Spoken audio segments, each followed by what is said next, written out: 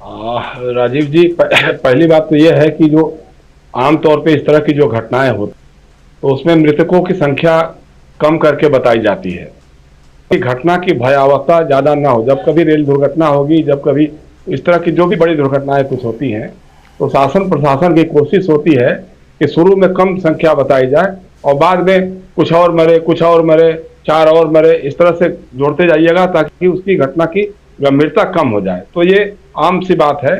हमको जो पता लगा है कि जिस दिन से इस पुल का उद्घाटन हुआ, उसके बाद से जिस दिन दुर्घटना हुई तब तक 4,500 लोग, यानी 4-5 दिनों में 4,500 लोग पुल पे आ जा चुके थे। तो ये अपने आप में एक रिवीलिंग है कि उसके हिसाब से एक दिन में कितने लोग गए होंगे, 700-800 जो भी रहा होगा, या 1000 से भी गए होंगे। तो ये एक बड़ी बात है। अब हमने सुना है, ये भी सुना है, पता नहीं वो कितना सच है, उस्मान गनी ज्यादा अच्छी तरह बता पाएंगे, कि जो भाजपा के स्थानीय सांसद हैं उनके परिवार और रिश्तेदार लोग भी 12-13 लोग मरे हैं। ऐसा भी बताया जा रहा है कि 12-13 लोग उनके परिवार के लोग मरे हैं।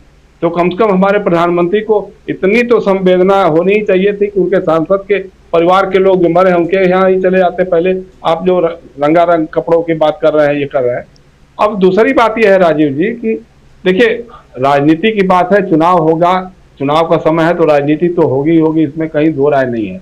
और मुझे लगता है, जैसे मैंने कहा ना, कि मैं आमतौर पर बहुत कम किसी का कायल होता हूं, लेकिन राहुल गांधी के प्रति मेरा सम्मान बढ़ते जा रहा है, इसमें कहीं कोई दो राय नहीं है। जिस ढंग के लड़का उठा रहा है, जिस ढंग की वो बातें कर रहे हैं, जिस ढंग की गंभीरता दिखा रहे हैं, और जिस ढंग के बयान है, उनकी टिप्पणी आ रही है, उनके प्रति सम्मान अपने आप ही बढ़ जाता है, इसमें कहीं दो राय नहीं है। मुझे लगता है कि जो उनका ये बयान है कि हम इसको पॉलिटिसाइज नहीं करना चाहते हैं, यह अपने आप में एक बड़ा राजनीतिक संदेश है। अब ये कांग्रेस के लोगों पर है कि किस तरह से इसको डील करते हैं।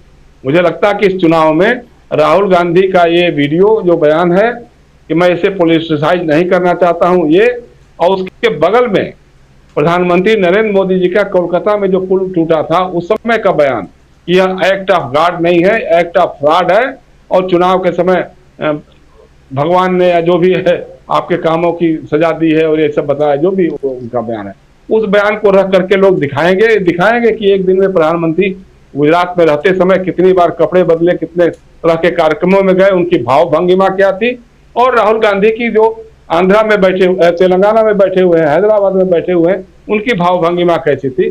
इसका फर्क समझाने की कोशिश तो कांग्रेस के लोग करेंगे। अब जो एक बात और भी है कि मतलब किस तरह से लूट का काम, मतलब गुजरात का मतलब व्यापार, व्यापार का मतलब सिर्फ लूट, इसके अलावा कुछ भी नहीं है क्या?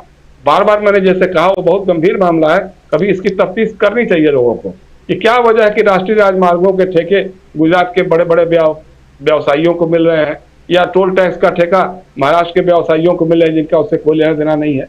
आप देखिए कि जो टिकट की बात थी, पहले तय हुआ था कि 10 रुपए बच्चों के लिए टिकट लगेगा और 15 रुपए बड़े लोगों के लिए, एडल्ट लोगों के लिए टिकट लगेगा। और साल भर के बाद, मतलब 2023 में, उसमें थोड़ी बढ़ोतरी करने की गुंजाइश रहेगी, 1-1 रुपए हर साल के हिसाब से बढ़ा सकती है कंपनी। कितना बड़ा फ्रॉड इसमें भी किया गया था। और इस कंपनी ने जो उद्घाटन के दिन से ही बच्चों का टिकट 12 रुपए में बेचा और बड़े मतलब एडल्ट लोगों का 17 रुपए में टिकट बेचा। तो ये तो पहले ही उसका उल्लंघन कर दिया, लेकिन इन सब बातों की कोई चर्चा नहीं, कोई सुनवाई नहीं, कोई मतलब नहीं है।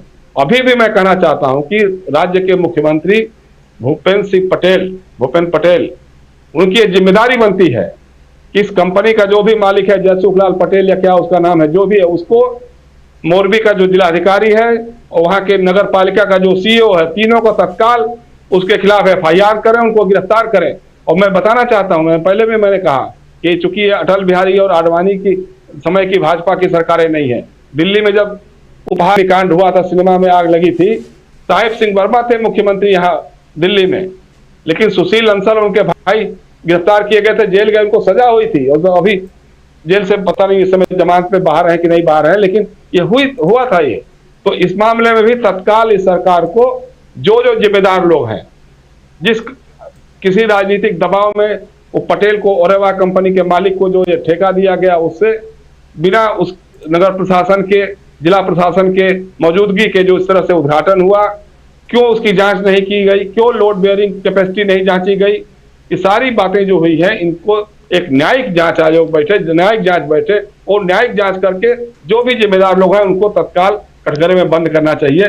मन बहुत भारी है, उद्वेलित है। 2 दिन से हम इस खबर को देख रहे हैं, मतलब कुछ कहने और बोलने की स्थिति नहीं बन पा रही है। एक तरफ गुस्सा है, दूसरी तरफ पीड़ा है, पीड़ा और गुस्सा मिलकर के। लेकिन यही बात मैं कहना चाहता हूं राजीव जी कि आज आम गुजरात के लोगों में है, गुजरात के लोगों में नरेंद्र मोदी के प्रति प्रेम तो रहा है भी, लेकिन इस घटना के बाद जो उनका चेहरा सामने आया है, मुझे लगता है कि गुजरात के लोग इस चुनाव में भाजपा के ताबूत में आखिरी कील के तौर पर देखेंगे इस मोदी के नरसंहार को।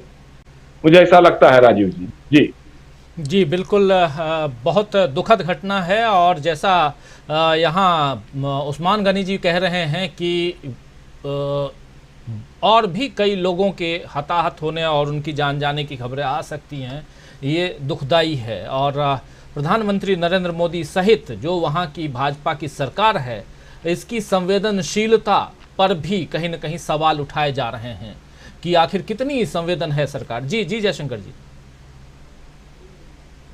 जयशंकर मुझे ताज्जुब इस बात पे, मुझे ताज्जुब इस बात पे हो रहा है कि अभी तक इसमें कोई साजिश वाली थियरी क्यों नहीं आई।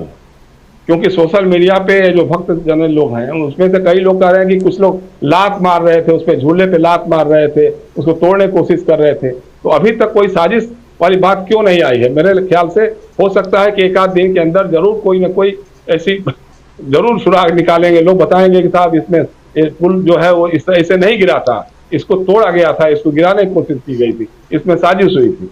लेकिन ये सब भी राजनीति की, जिस पुलवामा पे इतना बड़ा जो हुआ, जो राजनीतिक साजिश हो गई थी, तो उसके बाद इस पर हो जाए तो कोई बहुत आश्चर्य नहीं होगा। लेकिन सबसे बड़ी बात जो मीनू ने ध्यान दिलाया था, वो तौफीक और दूसरे भाई का नाम जो है, ये इंसानियत के नाम पर यही लोग हैं जिनकी पूजा करनी चाहिए। मुझे किसी देवी और देवता के दर पे जाने की जरूरत नहीं है, किसी मस्जिद और ये उस पर जाने की जरूरत नहीं है।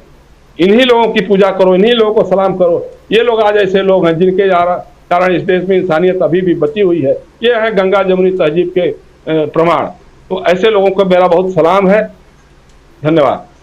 जी बिल्कुल, सलाम होना भी चाहिए। और वो भी गुजरात में, गुजरात जिसने गोधरा देखा, गुजरात ने बहुत कुछ देखा। और गुजरात मॉडल को लेकर के 2014 में बीजेपी की सरकार केंद्र पर काबिज हुई और उस मॉडल की चर्चा आज भी होती है। क्या मॉडल, विकास का मॉडल या गोधरा मॉडल? बहुत सारी बातें लोग जो विश्लेषक हैं वो करते हैं। इसलिए भी जब ऐसी घटना घटती है और इसमें कोई भी, चाहे वो हिंदू हो, मुसलमान हो, सिख हो, ईसाई हो, कोई भी अगर आगे बढ़कर बिना कुछ देखे अगर डुबकी लगा, जैसे भी कूद पड़ा पानी में, और वो जो जगह है, उस्मान गनी जी चूंकि उसी जगह पर जाकर के रह कर देख के आए हैं और